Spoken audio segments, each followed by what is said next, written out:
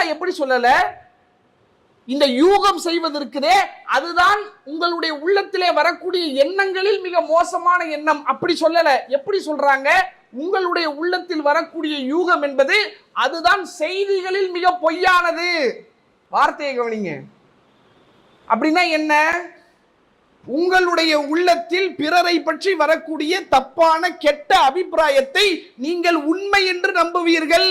அவன் அப்படிதாங்க, அவன் திமிராதான் பேசுவான், அவன் பேச்சையே கேட்க மாட்டான், அவன் யாருக்கும் அடங்க மாட்டான், அவன் ரொம்ப ஏடா குணம் பிடிச்சவன், அவன் ஆளே சரியில்லை சொல்லலாம். எப்ப சொல்லலாம், உண்மையிலேயே அவன் சரியில்லை என்பதை நீங்கள் அனுபவத்தில் உணர்ந்திருந்தால் நீங்க சொல்லலாம்.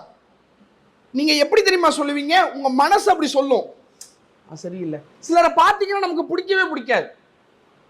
நம்முடைய வாழ்க்கையில சில மனிதர்களை பார்ப்போம், அவர்களை பார்த்த உடனே நமக்கு அவர்கள் மீது ஒரு விதமான அன்பு பிரியம் வந்துவிடும். சில மனிதர்களை பார்ப்போம், அவர்களை பார்த்தாலே நமக்கு பிடிக்காது, ஒரு விதமான வெறுப்பு, எரிச்சல், இவன் ஏன்டா இங்க வந்து நிக்கிறான் தோன்றும். இந்த எண்ணத்தை, இந்த யூகத்தை உண்மை என்று நீங்கள் நம்புவீர்கள். பிரச்சனையே அங்கதான்.